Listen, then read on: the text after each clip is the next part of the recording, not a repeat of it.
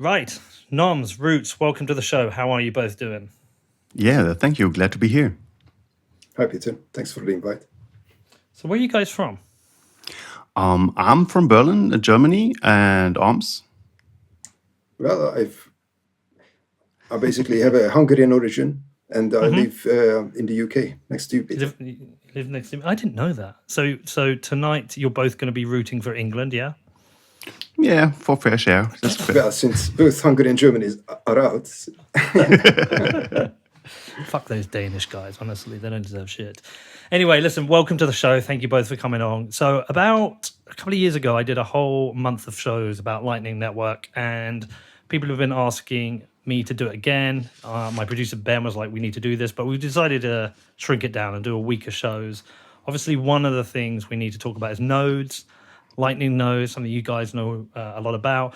And especially now, because I've been out to El Salvador a bunch of times, and the use case of Bitcoin is very different. It's the only time I'm using Bitcoin is on the Lightning Network. So it's highly relevant now to start thinking about this, start talking about this, and dive a little bit deeper into this. So I think just as an opening point, it would be good for you guys to introduce yourself, tell people about RaspiBlitz, what you guys do, so they know what you guys are about. Yeah, so let's start with me. I'm Rootzoll. So I have a background in computer science and a little bit of startup history in the US. From there, then I moved into open source development, first in the educational area, while I was still kind of a long-term member of the Room 77 Bitcoin meetup in Berlin. And that's where I met Jeff and from Fulmo, and we kind of decided to start the Lightning Hack Days to get people in Germany especially, but then it catched on around Europe into Lightning development and get excited about the new development there on the second layer technology. And this has even ended up that we organized the Lightning conference back in the day, so 2 years ago almost now. And yeah, from there, from this experience, the RaspiBlitz project started, which is a Bitcoin and Lightning full node on a Raspberry Pi, an open source solution for that. And personally, me now, I'm 3 years now involved into that project, mainly as the lead developer and maintainer. And then I met a lot of nice people along the way, like Openoms and people that like to develop on Lightning Network. Awesome. Noms, do you want to tell people a bit about your background, why you got involved in this? yes, sure. So I have no kind of official history in computer science, but I did kind of be always interested in computers and have been very technical. And in coming into the space in like 2017, in 2018, I started to do some kind of boot camps and learn to code properly. Well, it's a journey, right? And then always, and I started to contribute to the RaspiBlitz project as sort of as a way of learning, and then got involved deeper and deeper with it. And then there's been a lot of other things like coming through in terms of getting involved with all the open source space and getting involved with other projects, mainly related to the Lightning Network or privacy, like Join Market is. Wicked, guys. Well, listen, look, we should get into the details of this. I mean, nodes themselves can confuse people. If you're not technical, if you're not from a computer background, some people, they just want to buy Bitcoin. Sometimes they want to leave it on an exchange. Maybe they get a hardware wallet. That leap to a node is a massive jump for people anyway. So we have nodes, we have Lightning nodes. We should probably just give people a bit of a background of what a node is, why you should have one, what it does. Let's start with just the traditional Bitcoin node, though. Let's explain what that is, what it does, and why people should have one. Right. So a Bitcoin node is basically we have a consensus on one main implementation, which is the Bitcoin Core project. And having a node means that you are downloading Bitcoin Core and you are downloading the blockchain or the history of the previous transactions in Bitcoin, and then you build it up from the Genesis block up to the current tip, verifying all the transactions in the meantime. So going forward, you can make sure that the transactions you are looking for are in consensus with all the other people, all the other nodes running the software in the whole world. Yeah, I mean, the way I explain this to people, and I say it to my friends, is that when you use your bank and you want to send me some money, well, the bank has a ledger of all the records, and they just keep a single copy of that themselves. And so, if I was to send you Nom some money, they would update their ledger to deduct an amount from me. And if you were, say, with the same bank, they would add it to yours. And there's that single ledger. But the thing is, the power of Bitcoin, right, is decentralized. Okay, there's no central authority. So what to make that happen is that essentially we all, as many of us as possible, need to have a copy of that ledger to keep the ledger honest. Do you think that's a fair way of explaining it to people? Yeah, that sounds good. It sounds reasonable. It's maybe we have to simplify a little bit. Like when you're, for example, when people buy Bitcoin, they very quickly learn not your keys, not your Bitcoin. So if you're not in control of your keys, it's not your Bitcoin. Somebody else controls your Bitcoin for you. And it's a little bit the same like with a node. So if it's not your node, it's not your rules.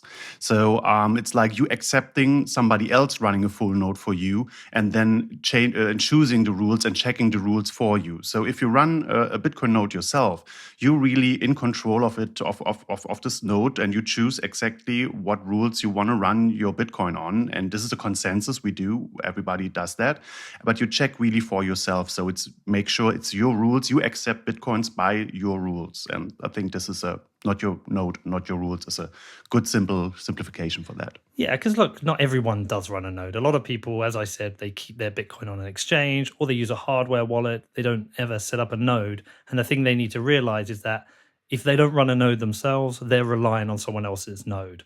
But we do rely on this decentralized network of nodes to keep the network honest, to ensure that the ledger is up to date, is honest, and everyone is agreeing on the state of the ledger, which I think is important. So the next thing we have to really get into is what a Lightning node is, because that's a little bit different. And a question I have for you is something I actually don't know the answer to. Can you run a Lightning node without running Core, without running the base chain node, or do you have to run the two together? Basically, you need some information about the Bitcoin chain. So you need some informational service about this. This doesn't need to be kind of a Bitcoin Core full node. It can be even some lighter version.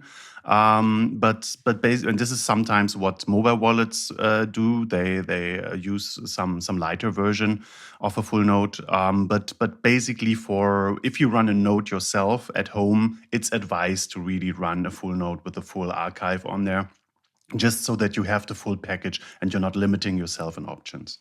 So you guys have been into this for a while. Did you say you started working on this in 2017? A while back, roundabout, makes sense, yeah. Yeah. So are you, just for some kind of picture of what's going on, are you seeing any recent significant uptake in the use of the Lightning Network, increase in the number of people who are creating and setting up Lightning nodes? Are you seeing that? What kind of data are you seeing? We don't monitor a lot because we don't have a central service built into our node. So we don't have a not real kind of monitoring how many RaspiBlitzes are running out there. What we see is the downloads of the software. That's really got quite big, like thousands of downloads there. Not sure how many nodes that is in the end. And what we see, because we also offer with Fulmo, at the Fulmo shop, we offer a RaspiBlitz pre-built where you can get the hardware already built together. You can get all the parts from Amazon yourself. It's a do-it-yourself tutorial, but you can also order the package from Fulmo. And there we really saw like the orders kind of really going up compared to the year before. So there's really, with the last kind of Bitcoin hype we were seeing, like the price going up, we were seeing really people waking up to also, oh, now I have Bitcoin, now I really want to understand Bitcoin, and now really getting into running a node. So this really is something more and more people are doing, and we also see it on the Twitter. Yeah, so that's what I've like to plug into, that I really see the activity growing in the community, in the communities which are participating, like the growing number and participants of like, I speak about thousands of people participating in these Telegram groups, which are just about, Lightning node management and opening channels and such. Also, you can see the activity on Twitter, on Mastodon, and wherever, and it's really picking up, I can say. Yeah, and this is really something you don't see with other coins. It's really something. Shitcoins. If you look at other coins, if you look at other what they are running, it's like you see, I don't know, maybe 100 people running nodes. If you're lucky, if you already have a popular project, but here in Bitcoin, you already can see one project here is thousands of downloads, thousands of people and channels, and this is just one of the Bitcoin full node Lightning implementations. So Yeah, but they're just stupid shitcoins for people to try and print money and make money from and trade. Like there's very little actual use case. I mean, look, there's a fair argument that maybe there's some a decent use case on Ethereum, but like even if you hate Ethereum and you think it's a piece of shit, people are using it, and there's certain usage. I think of Monero and yada yada, but generally speaking, there isn't that kind of passion from shitcoiners with these projects that they're building something that's going to change the world and that they have like this obligation or duty to support the network. I just find it's a different kind of attitude. Yeah. And then especially you have to understand, because we had all the scaling debate where a lot of people ask, why don't you make Bitcoin more efficient and put more bigger blocks or something? The good thing is that we kept the blocks so small that like we have right now, you can run it from home. You can run it behind a Tor network. You can run it with a 1 terabyte hard drive or SSD. Still, every other node implementation that is promising faster and more transactions, whatever, they get a lot of more data on the blockchain data and grow so fast that you're not able to do it from home anymore. And this is the way how we keep Bitcoin so decentralized, and we see really people picking this concept up and then executing it really out there in the wild. All right. Well, listen. Let's dig into the Lightning node. So I have. My node is a Umbro node, which comes with a Lightning node. I'll be honest, I haven't played with Lightning on it yet. It took me a while to set my node up. I mean, I don't know if you followed that, but I just used to say to people, I can't be bothered. It's too much hassle. I don't understand it. I trust my exchange node. I trust my ledger node. It took me a while to get my head around it and understand it. And now I do, right? I actually have 4 nodes set up, but the only one I use is my Umbro node. But it does come with a Lightning node. Now, my understanding of a Bitcoin node is great in that I help support the network, but more importantly, I'm able to validate transactions. I'm able to see transactions on the network and validate them. How does Lightning work? How does a Lightning node work? What does it do? Why should I run a Lightning node? Yeah, so with the Lightning node, so there is a Lightning network, right, which you would actually can support. Despite with a base layer node with a Bitcoin core, download a Bitcoin core, you like seeding this BitTorrent file, which is the blockchain. So there is only limited thing you do if your node is not being used for transactions. But with a Lightning node, obviously you will start sending transactions, opening and closing channels. So that will mean that you will have economic activity on the network, both on base layer and on the Lightning network. And then you can set up your own channels, which means you don't need to rely on any other. Like you can have your own wallet. You don't need to rely on a custodial wallet where you are using someone else's Lightning node. And then you are actually providing more routes in this network of routes in the Lightning network where payments can go back and forth quickly, and the more connected it is, the easier it is. Right. So let me try and understand it as somebody who hasn't spent too much time doing it. So my activity when I was out in El Salvador, I was spending sats. I was using the Lightning network, but actually I was using Blue Wallet, which is a custodial wallet. So just so people understand the difference between a custodial and a non-custodial wallet, essentially, if I've got a Blue Wallet, I'm custodial. Therefore, I'm really relying on their node. Okay, I'm not essentially holding my own Bitcoin, right? If there is an issue, that they essentially, am I right? Essentially thinking if they wanted to, because it's custodial, they could steal my Bitcoin. There is a danger, and this is exactly like the wallet of Satoshi is the kind of the most custodial I see out there. It's from a user experience, it's nice. And first of all, it's great to just jump into Lightning. That's maybe a good thing. But then you have something like Blue Wallet that I think, just to be correct, they on the Bitcoin side, it can work in a non-custodial way. But if you use the Lightning part of the Blue Wallet, by default, it's a custodian Lightning wallet, and then there's some possibilities to connect it back to your own node. But I think not a lot of people are doing that. So basically, if you use Blue Wallet Lightning, that's also custodial. And custodial always means it's not your keys, not your Bitcoins. So somebody else is kind of in control of your Lightning funds and managing all the channels out there. Yeah. The next step what you could do is you could change to another mobile wallet. There are non-custodial mobile wallets out there. For example, you have the Breeze wallet, the Phoenix, or the Moon wallet. Those are the ones that are try to make it easy for you, but still having you kind of in control of your funds. But they do a lot of other things for you in the Lightning Network that maybe makes you depends yourself a little bit on them, because they try to abstract the complexity away. So, because for example, you normally on Lightning, we talk that you have an on-chain balance and an off-chain balance, because normally you have your Bitcoin like normal, like with your hardware wallet, that's your on-chain balance. And normally you on your wallet, you put some Bitcoin like normal blockchain transaction in there. That's the on-chain balance. Then you put that open Lightning channels.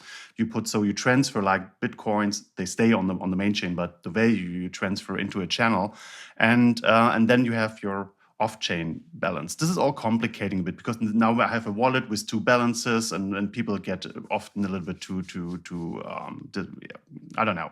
So they make it easy for you. They just show you one thing, and they manage for you this balance with swapping automatically in the background and using their services in the background. But it's a good step from a non-custodial to a non-custodial wallet in that direction. So let's start at the basics then. Because ideally, we want everybody to be custodying their own sats. We want them to be running their own Lightning node, creating their own channels. That's like the ideal solution, because you become self-sovereign. You aren't reliant on anybody else. So if I set up a Lightning node and I have my wallet and I put some sats in there, I can't actually start spending any money. I can't start sending sats to anyone else until I open up a channel, right? Yes, the channel, the first thing you need to do is open a channel. This is mostly what those mobile wallets do for you automatically. They open a channel for you. They open a channel to you. But if you start with a node and you just want to connect your self-sovereign to the network, you have to really put some Bitcoin on there, transfer some Bitcoin on there, and then start to opening channels to the network. So Roots, let's talk about this like practically. Right, I've got some sats. I owe you 100,000 sats. I want to send them to you. First thing I can do is open a channel to you, right? So how do I do that? What is that? What is that channel? How do I do it? First of all, you don't need to open a channel to me Right. to pay me. You can connect to somebody else in the network and then route through the network to me. So this is first of all the good thing. You don't have to open a channel to everybody you want to pay. Awesome. This would mean you. So you just need to. Basically, you just need one good channel into the network, and if you use that channel wisely, and this channel then the person you connect to is well connected in the Lightning network, you could pay everybody else in the rest of the network. So that's the good news there. So if you want to pay me with Lightning, you have your Lightning node and you want to pay me, choose a good connection in the Lightning network and open a channel. And of course, put enough Bitcoin into that channel so that you can pay me. What do you mean a And- good connection?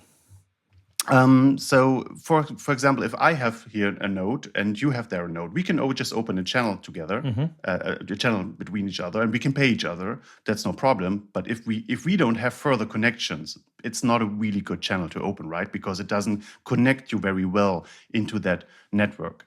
So you should, at least for your first channel, you should choose somebody that at least has 2, 3, 4 more channels maybe open. It's a well-connected node, so to say, and then you have the routes into the rest of the network. Well, it's probably therefore a good idea to explain how payments are routed then, Noms, because what some people might not understand is how sats move through the network to get to people. On the Bitcoin base chain, I understand it. Like, you send me your address, I send you some Bitcoin. The miners put it up. They put it in a block, and we're perfectly aware that that Bitcoin is now yours. But the way sats move around the Lightning Network is slightly different. Do you want to explain how that works? Right. So routing is that basically just to imagine the channel, which often described as keeping a bar tab with your peer, right? If you are with a big routing node, then that's the bar, and then you open a channel, you open a tab there, and then when you are paying the bar directly, then you just record the transactions off chain just on that little piece of paper maybe, and then when the ability to route payment means that your bar can pay to another bar, or can pay your bank, or it can pay another guest, right? And then what it means that it's just keeping tabs with all these other entities through the channels, because it has multiple channels. So when the routing nodes routes a payment, its overall balance doesn't change, only the balance in the channels change. So if I pay the bar, then the bar have more on their side. If they pay another person, then they will have less on that side, right? And their overall balance will be only slightly more with the routing fee they take from the payment of mine to do this action. So that's how it can, and there is no practical limit on no theoretical limit on the number of hops you can do, but I mean practically you can reach everyone within like 5-6 hops. So it's a bit like if I had a channel open, say with Roots, and he has a channel open with you, but I don't have one with you, but I want to send you some sats, it's just going to route it via Roots. But there could be like 5-6 people between us, and it's just going to find a path to get those sats for you. So that works. I understand how that works. So what exactly is a channel then? So because if I open a channel, what have I actually done? You're locking Bitcoin on the main chain with a partner. So see it as a safe where just two people agree on. They put together, maybe together, or one person on one side puts one Bitcoin, for example, into that safe. And then you just agree. Your channel is just you agree how much of this Bitcoin each person owns. And so if I send some sets over to you, we would just mark for ourselves and give ourselves written checks so that we can go every time back to the tether and get our Bitcoin out. So we would always update our kind of end value, but we would never transmit those little steps in between to the blockchain. So we just keep book ourselves. And if you then route kind of Satoshis through the Lightning Network, you do have to understand the Satoshis that the person gets in the end are not the Satoshis you were sending in the beginning. It's more like we just agree that we change our channel here, and then this person over there says with the other person that has the safe agree how they agree on their Bitcoin they have in lock, and then further on. So this is more a trustless way to transfer values through the network, but the Bitcoins themselves stay locked on the main chain between single persons. Well, that's kind of interesting then, because if I send noms and Bitcoin on the base chain, we know which Bitcoin that is. We know which UTXOs they are. So we know our friends, not so friends at the I can't remember the name of that fucking company. What's the name of that company who tracks you? Chain analysis, you mean? Yeah, those wankers. So they can track everything, and wankers. They basically track and can sell everything we're doing. We don't have any privacy. But I guess on the Lightning Network, if it's not the same sats being moved around, that's very good for privacy. Yes. Yeah, this is really an additional layer, because we don't see when I pay a coffee in a store, you don't see that on the blockchain. It's not a single transaction there. That's for basic is already a gain here, and then of course all this data is then just kept in between single people, because normally if you make on the blockchain, you make a transaction, you tell it to everybody. If you make a transfer, a payment through the Lightning Network, you just tell it to certain people that are needed within the route. And even those people on that route are not aware of this complete route.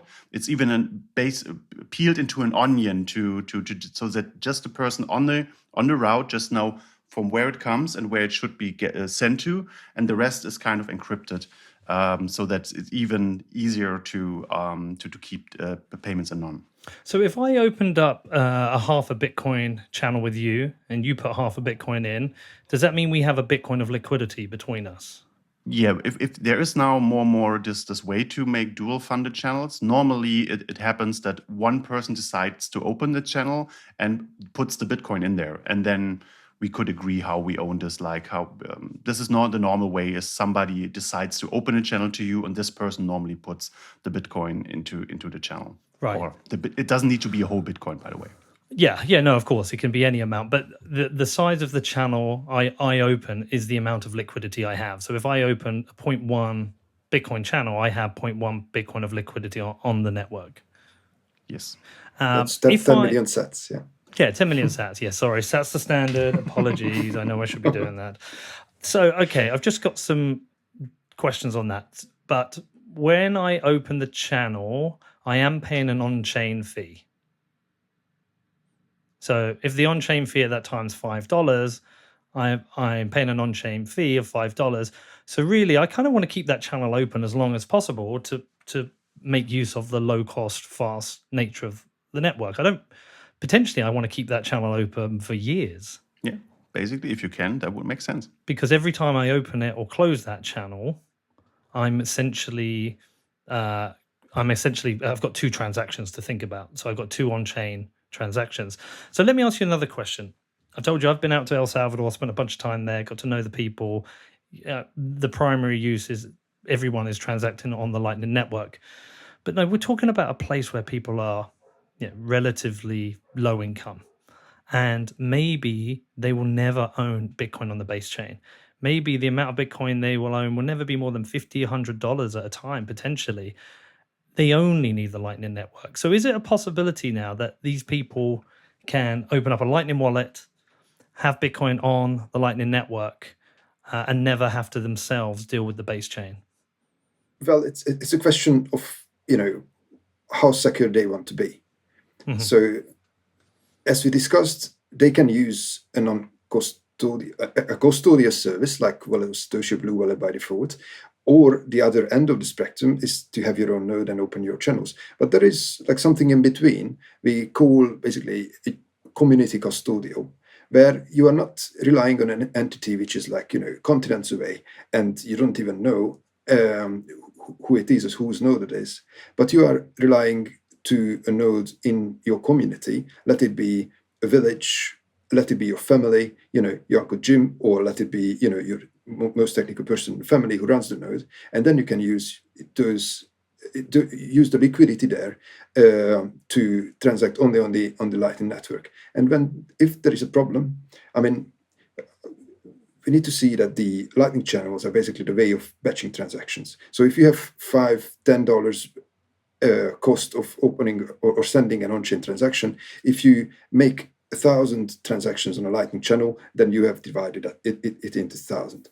So if there are more people using one channel, in a way, when you are using the Bitcoin Beach wallet, for example, then the channel opening and closing cost just divides between all the participants. So I think that is the current best way to kind of scale this. And if they would have a problem, that their money is, gone because they are not fully sovereign with it, then they can still go to their community and, rely on that to kind of get it back or control it in some way. Yeah, I guess what I'm thinking about in this scenario, say they do have a Lightning channel open, they have their $30 of Bitcoin in there and their transaction on the Lightning Network, and then the other person closes that channel at a time where network fees are high, say at $20, $30, could their entire balance be wiped out? Is that a risk? Is that kind of scenario planning people need to think about?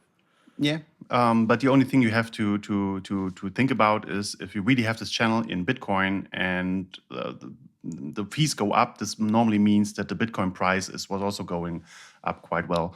So so this at least keeps itself a little bit in check.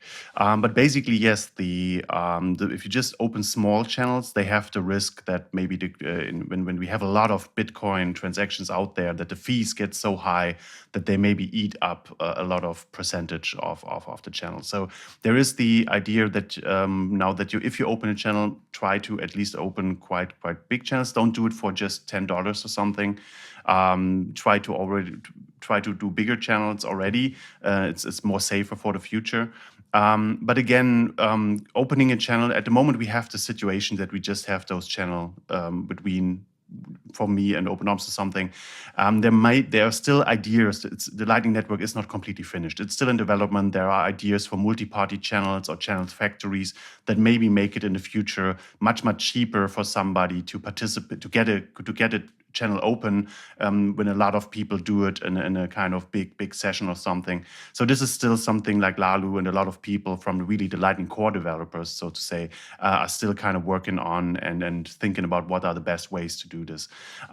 So at the moment, there is this little bit the risk because we just have those single channels that they might, just for single person use, this could be a little bit risky to have just small channels at the moment. Yeah, I guess what it is a lot of interest that I'm seeing now within Bitcoin that's been driven by what's happening in El Salvador.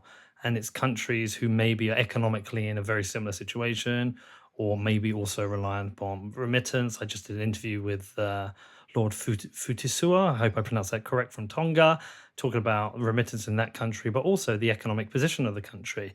I've had interest from people who are based out in Africa, Middle East, South America, Central America, and more often than not, they're places who have a higher economic challenges than, say, we have in the West, Europe and the USA. So I can see, if these people want to adopt Bitcoin, that there are going to be a lot of people who maybe want to use Bitcoin, but the base chain might be too expensive for them. It might be considered that they just want to go straight to Lightning, which puts me in that place where I think I still see that the Lightning Network will be a combination of self-sovereign people using a Lightning node and a lot of custodial services. And I just wonder about that. Like, is this good? Is this bad? Yeah, for example, we haven't seen the full wallet solution that the El Salvador government is releasing. Will that be primarily a custodial service? That I don't know, but I spent a lot of time thinking about that mix of custodial and non-custodial, and not even that it's such a bad thing, right? If you've got a custodial wallet with $100 of Bitcoin in, and you look at the trade-off and the risk, that might be worth it, because Yeah. yeah. For me personally, I always think if it's the custodian is far away from me, there's maybe a problem because I cannot control those people. But for example, if it's somebody in my village that, for example, runs a Lightning node and provides everybody else in the village with liquidity and custodial service on the Lightning network, that's a risk maybe worse to think about, because if this person kind of, I don't know, cheats the other person, everybody will spit in his food for end of his lifetime. So this is really something where there's some social control there. Yeah. So this is a thing for the short time. These are maybe scaling solutions that we really can think about. Really small community banks can run a node in such countries, connect to the Bitcoin network as best as possible from the internet connection what they have. Depends where you are. Internet connection is needed, especially for Lightning. You need a constant. If you run a routing node, you need a constant internet connection. If you just have a receiving Lightning wallet or just sending on special occasions, then you can even have an on and off internet connection. So this is fine, but you need some internet connection somehow. Are you looking closely at El Salvador as well and considering Lightning nodes there? Because I remember talking to Luke Dasher a long time ago, and he was telling me there just aren't enough people running Bitcoin nodes. I think he thinks something like 80% of people should have one, and I haven't seen a huge amount of debate around that. But I'm not aware of how many people are running Lightning nodes, planning to run Lightning nodes in El Salvador. Yet at the same time, we're talking about Bitcoin being made legal tender there, Bitcoin being every economic agent having to accept Bitcoin. So have you even thought about, in terms of El Salvador, the requirement for nodes there? Like, could it all be custodial and that's fine? Or Do you have a concern at all with this? Well, it depends on the economic activity, right? So if someone is a big sends and receives lots of transactions, like and big high value transactions, like a big merchant, in building business or something, then they would definitely should consider running a node. But the person on the streets running, selling whatever pupusas is their kind of national food, right? Mm-hmm. Is Well, he wouldn't probably have the means, because her monthly income won't be more than just the cost of setting up a routing node, or a full node at all, right? So, I mean, there are two things. We need to keep the requirements for this as cheap as possible. So keep the blockchain small, keep the blocks small, and also, I mean, develop software which is able to run on the minimal cost computers. But then, and also we need to make sure that people who have more at stake, then they will understand that they need to run these nodes and verify their own transactions. So if you're using a hardware wallet, you already decided that you're spending $100 on a hardware wallet, then, and you have now 10 times, 100 times more on that, then you should definitely consider spending another 200 pounds or dollars, and set up a node to start with, or just use your computer. If you have a computer, you can set up a node. You don't even need to have to store the raw blockchain. You can just prune the node and get away with like 10 gigabytes of space and a good internet, or a reasonable internet connection, to be able to verify your own transactions, to make sure that you are not cheated on the network. Yeah, so what are the options for setting up a node? If somebody came to me now, say my friend in El Zonte, he's like, Pete, you know what? I need to be running a node now, and I need to have a Lightning node here. What are their requirements? What do they need to set it up? What would you recommend? Because I had some fun and games with it. In the end, the Umbro one was the easiest one for me. But what are the options? Obviously, you have maybe a slight bias. But there might be a bias on our side for the RaspiBlitz. Okay, but there was this one quote from Evan. We did it at Bitcoin 2021. We were just kind of discussing this also about he's doing the Zeus wallet, so he's developing in the space, and he tried to summarize all the projects with very shortly, and I try to just repeat it here. There is, for example, the Noddle out there, which is a great project for the best pre-built node. Recommended for merchants that just want a node that comes pre-built and works for their use case. There is the RaspiBlitz, of course, which is the kind of more best for technical users that like to tinker and learn. And then there's the Umbrel that has, at the moment, is the best for the non-technical users because of the web UI and the UX kind of focus they have. And then there's the MyNode, which is the best, has the best selection of Bitcoin apps, and also is for beginners quite similar to the Umbrel because it also has a web UI.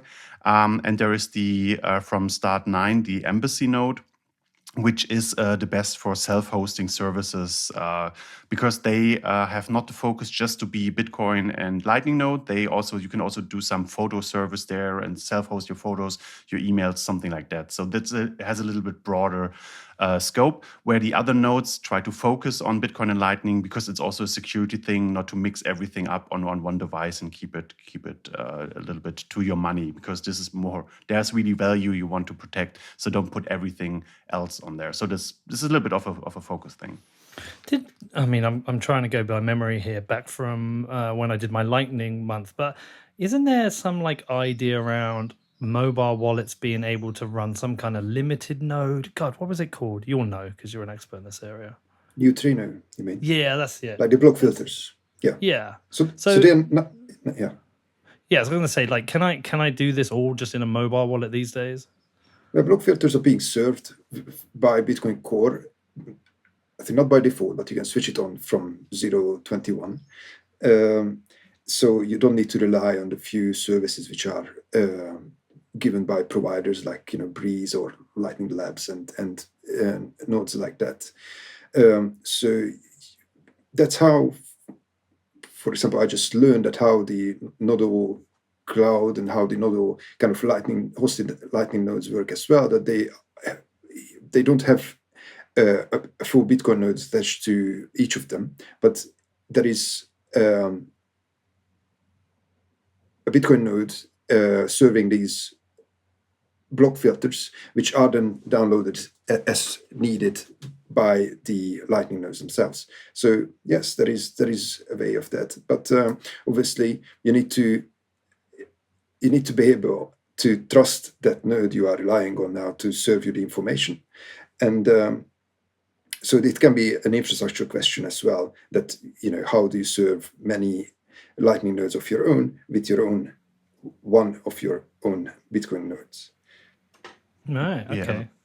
I like to add there that the question is, for what do you want the wallet? Because if you just want to send and receive, sometimes you can have it on a mobile phone and have it running, especially like with those block filters, like a Trino backend, and really have a kind of full-featured kind of Lightning node. But this Lightning node is not a Lightning node that will route. Because for routing, you should be connected to the network kind of 24/7, so that you're always there for other people that your availability is always there in the network and that you have good availability. So normally then you look at hardware that you can run all the time. You could use a laptop for that. That's fair too. But don't forget that your laptop is quite energy hungry. So to keep it up all the time, it's maybe not the best choice. So though people came up and found those Raspberry Pi kind of boards, there's similar kind of projects out there, but the Raspberry Pi is kind of most common and used by people. And this is kind of a sweet spot there because it has enough processing power now, and it's very cheap on the power consumption, and it's kind of still cheap hardware to start with. It's not a full laptop you need to buy there. So it came up as a kind of sweet spot for people to run their home routing nodes on. Say if I've got my node running here at home and I go away on a trip for a week, and say there's a power cut, my node's offline. Does that mean I can no longer send and receive payments? As soon as you get online again, your channels will reconnect, and you will be able to send and receive. The only thing that maybe was happening is that the other nodes around were seeing that you were gone for some time and will maybe mark you as not the most reliable node out there.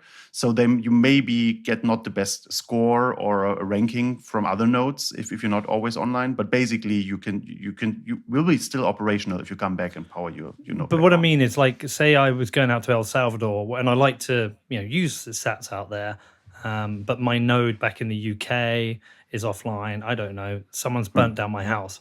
Does that mean while my node is offline, I can't use it? Yes. If your node is gone, you cannot use it. Yes. Yeah. So what I would probably do, even with that, I would probably still then have a custodial and a non-custodial. So if there is ever an issue with my node, I've still got sats I can spend. Yeah, this is when I'm away. It's a practical solution that some people do. They have kind of two mobile wallets on their phone. The one is kind of the mobile wallet that is connected to my node back home, kind of has a direct connection, and you have kind of a remote control of your node back home. And then you have maybe a second wallet, Lightning wallet, just as a kind of backup. It's a little bit like with credit cards. You maybe have two, when you're on the road, you maybe have two credit cards just in case. So it makes sense, because never forget, this is still a complex system. You can even to connect back to your node back home, you have to get through your personal kind of firewall, kind of your net and all the stuff. So it's a lot of little things out there that can go wrong. So it's always good to have backup, of course. And do I create a backup? Like, do I back up my private keys for my Lightning node in a very similar way to how I do it for my traditional wallets? Well, in a similar way, you are backing up the on-chain balance, right? So you have a seed, basically, and it can be abstracted away, like it is happening in like the Moon wallet or the other wallets, which basically just have a one button press backup option to the cloud or to their hosted server. But eventually what you need to do is to back up two things. One, as you have two balances, for the on-chain balance, you are backing up with a seed. It's a root key. It's your master private key, basically. Then you need to know about the channel states, because the channels, as we discussed, are in a multi-sig contract with your peer. So you are not fully controlling them, but you need to have this information where they are to be able to settle the final balance. So that is a file, basically, you need to back up in multiple ways you can think of. Okay, can we talk about liquidity? Because this is an important issue with Lightning. I've not had a single issue when I'm in El Salvador and buying $5 cups of coffee. Every single transaction works. And yes, I'm using Blue Wallet, so I am using a custodial solution. I've also got tipping.me set up. And every month, some people just send me sats on tipping.me. And that can range between anything from, a few thousand to sometimes like maybe $1 million. I like sometimes get quite a few sent to me. Whenever it's quite a lot, trying to withdraw those sats, I can never usually do it in one go. I have to do it in like 2 goes over a couple of days, which I put down to liquidity. So can you explain how liquidity works on the Lightning Network, where we are with liquidity? Okay, so first, as we understood about the channels, you cannot send on a single channel, you cannot send more than its capacity, right? And also you cannot send more than from the capacity on what is there on your side. Okay, so if you have 1 million sets channel and you have already paid 500,000 sets to your peer or to anyone else, then you can only have 500,000 left there to send, and then in this example, the same to receive as well. The way around this, that you have multiple channels set up, and now with the recent development in the Lightning Network protocol, you have multi-path payments. So when you're sending one payment, it can still go through multiple channels at the same time, and it does look for liquidity in multiple channels during one payment. I mean, this sometimes takes some time, so there is a trade-off in that, but the liquidity problem is helped a lot with that. That you now trying to withdraw 1 million sets, and you don't need to find one channel which has this much liquidity, but you can have 2 with 500,000 as well. Yeah, it's even that we have to think about if you send 1 million sets through the network and you have a bigger route, every channel on this route needs to have this capacity. So it's maybe hard to find such a route for every big volume, especially if depends on your connection to the network. And so maybe you in the past you were choosing a smaller amount, so you were choosing multiple routes to get to your final amount. And this is now kind of built into the Lightning Network. So the Lightning Network, the payment can now really split into multiple kind of single payments and find different routes to combine liquidity. So I don't know exactly when you did your experiment and if the clients were able to do this multipath thing, but basically this is what in the protocol got updated and should be possible now. So it should get easier now, of course, also to do bigger payments because it can combine multiple routes to your final kind of liquidity. Do you think we'll get to the point where people will be sending like whole Bitcoins on the Lightning Network? Depends where. I think this is already happening. Really? So if you I think there's a use in people like exchanges are now also have the Lightning kind of capacities there, and we also removed the limits on the channels. So there is now this Wumbo update was out there. So in the beginning it was just for security. It was that the channels were limited in capacity so that people don't get too crazy. But this was lifted now, and don't forget, if you have two business partners that want to very quickly settle on little updates, they might have really big channels and maybe sometimes even send 1 Bitcoin around. You never know. So I cannot guarantee that it's happening, but I would say it's not unreasonable that it's already happening out there. Do you know when people were saying about the Lightning Network, be reckless, test it out, but like be aware it's still a bit risky?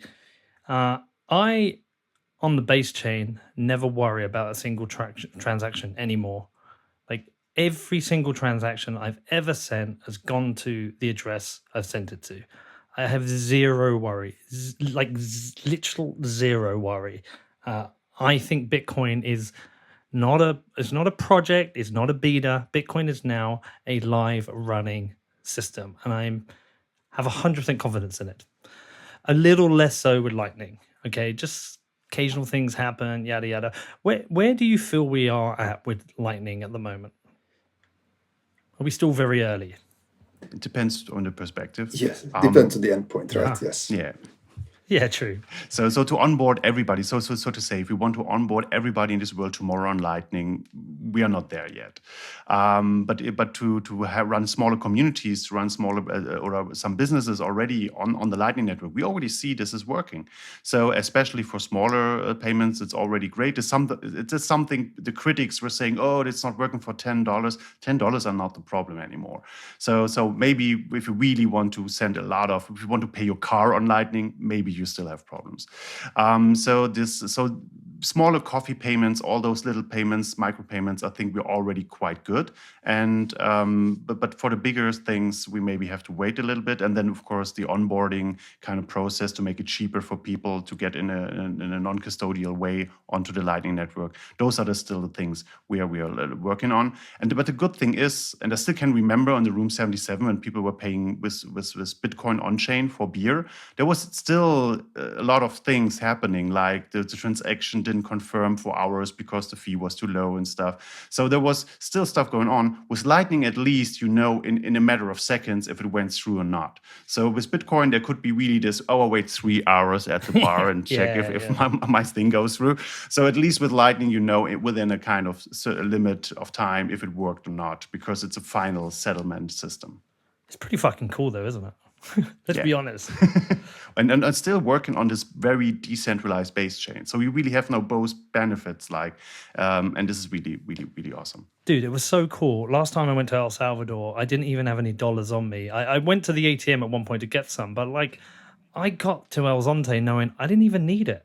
Almost every single place in El Zonte accepts Bitcoin and accepts Lightning. So I was like, there wasn't anywhere like, shit, I need some dollars so I can get a cup of coffee. I could go out to dinner. I could get my pupusas. I'd get a cup of coffee because everywhere accepted it. You try and extrapolate that globally. You start to imagine these communities popping up all around the world. As somebody who travels a lot, it's freaking awesome. Yeah, I think, and it's the world. It's really one currency we maybe see now in the whole world. So if you have then Bitcoin and some sats on your phone, it's worth. It's like a backup or additional to the credit card. But in the end, we want to go there and replace the credit card network with Lightning, right? That's kind of our goal. Yeah, lower fees is an important part of this. Okay, just to start closing out, what would you like to see from the community to help support Lightning? Do we need to be encouraging exchanges to have Lightning support? What do we need to be doing? Like, what are the things that when you guys are sat down the pub and you're talking about Lightning, you're saying, shit, man, really need Coinbase, Gemini, Kraken, etc. to have Lightning support? Like, what kind of things are you wanting to happen? So yes, what I'd really like to see is to have more Persians accepting Lightning, because that is the most satisfying thing to be able to pay, and that has the best privacy as well to send the payment. So, for example, if I want to, let's say my VPN has expired and I want to quickly pay it, I obviously would like to use Bitcoin, but then if I'm stuck on chain, then I need to look at the mempool. Well, it costs this $10 update top up. Will it cost me $5 or more? But if I see that there is like a BTC Pay server running and they can accept Lightning as well, I just take 2 seconds and it's all done, and they won't even know who paid them, but it is on there now. And it's same with any kind of purchase where you would prefer privacy, and I think every purchase should have that, right? Because that is the option. That should be the optional thing to tell everyone your name and address with all the card payments you make. Yeah, from my side also with my VPN provider, Mulvad, if you're listening, it's time to really accept Lightning payments directly. I still have to use some service in between. It's working, but it would be nice to do directly. But on a more practical thing, I think what the community needs to do is just keep on building the way you build already. So because this is exactly what we need, but what we saw on the Lightning Hack Days and doing this all kind of projects and events, the community is building and trying a lot of stuff out. And the best thing is they really keep it open, the network. So for example, open source is very important, that we don't forget that that those basic tools that we need for the infrastructure, we need to keep it open so that there's nobody that can close it up afterwards. It's the same for the custodial service. This custodial service is not for smaller community, not a problem, but the big custodials are a problem. So build tools that make people, for example, in places like El Salvador, to make community custodial service easy, so that everybody can have a community bank like back in their village or something, based and be connected to that Lightning network and connect everybody in that village to that Lightning network. Those things I think are very, very important. But I have very much trust in the community, because a lot of people were very excited, building a lot of stuff out there, and just to keep that spirit going. Don't keep it to the corporations to build this infrastructure. We as a community also need to build this, and then maybe professionalize and with corporations or something. But we need to keep this open and keep it going from a community side. Well, listen, I love it. And do you know what? For a long time, I kind of dismissed the Lightning Network. I used to think I have no use for this. Where am I going to use this? The base chain serves me fine. I only ever use it for invoicing or sending large amounts of value. Like, yeah, well done on the Lightning Network, but I've really no use for it. And then going to spending time over in El Salvador, I really came to appreciate how good it is, how important it is. And actually, what's being done now is the work for when... Yeah, it's almost like the groundwork's still being done now for when this is really needed, maybe like 2, 3, 5, 10 years' time, where we have got multiple communities around the world which are entirely Bitcoin based. The seed is there in El Salvador now, which, by the way, I still can't quite fucking believe is happening. But the seed is there. A whole fucking nation will be accepting Bitcoin and using it. And you can very quickly see how the Bitcoin comes into that country, and then this bleeds over into neighboring countries, et cetera, et cetera. And all the great work that's been done by people over at Lightning Labs, people like yourselves, has made this possible. So I think it's amazing. I think you guys are amazing. Thank you for the work you've done. Is there anything I haven't asked you that you wish I had? I don't know. Maybe a little bit just to say thank you also to the people that were before us, because we are just building on the shoulders of giants here. So in the end, we from the RaspiBlitz project, we just packaging a lot of the projects that other people do, and we just put it together into a nice package, so that you can easily run it. What is to mention is that you should continue your journey to self-sovereignty. And Peter, this also goes to you. You're running the Umbrel. That's great, but you're still depending on a company there that is not completely full open source. But here comes the point. We're from RaspiBlitz trying to work now also on a web UI to make it easier for people to install. So we invite you, once we have this web UI out with the 1.8 or something, to do the migration, maybe from your Umbrel to RaspiBlitz. This could be a nice challenge. Let us know if you're interested. We're very happy to help you on that. You can do the McCormack test, where I call it the moron test. If I can do it, it passes the moron test. Listen, I'll do it. I'll have a play with it. Nice. I know open source is more important. I'll have a play and give it a go. But listen, look, tell people how they can find out more about you, what you do, how they can get in touch, etc. Yeah, from my side of the RaspiBlitz project, there's a quick link to raspiblitz.org, and there you find the link to the GitHub, or just search on the GitHub for RaspiBlitz. If you want to support the development and buy a hardware set, check out the Fulmo shop. This is shop.fulmo.org. It's FULMO.org. And of course, if you want to keep in touch from my personal kind of things, I'm on Twitter. I'm at Rootzoll. So follow me there if you want to hear more. And you, Noms, my brother? Yes. Well, thank you for this chat. I did really enjoy it. I do think it's very important as well. And Lightning Network it's like, I like that it's getting fashionable now, because it is it's cool. Yeah, exactly. It's the base of the future of this currency working as a medium of exchange, really. So my presence, well, I'm all over the different social medias where Bitcoiners are, like Twitter at Openoms I have an account on bitcoinhackers.com, which is a Mastodon, which is again at Openoms. You can find my GitHub at Openoms as well, where most of the things I'm working are published. Also, I have an info page about Lightning node management, which helps you to kind of find the basics and then get started with like routing, and answers a lot of kind of technical questions which arise in the meantime. And I just got a domain for it, which replaces the longer link, which is lightningnode.info. So if you just go there, you can see that and learn more, and it links to the GitHub, so you can contribute, and also and the communities are open all around.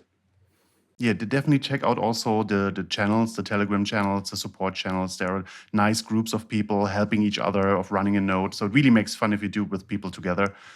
This is definitely something to not miss out on. Well, listen, thanks again for coming on. I will share that all in the show notes. I will have a play with your web UI when it's ready. And listen, anything I can ever do for you guys, reach out. If you've got some release you want people to know about, ping me. Let's get it out there. Let's get people to know more about what you guys are doing. I wish you the best of luck. Stay in touch and peace out, brothers. All right. Thank you very much. Bye-bye. Thank you.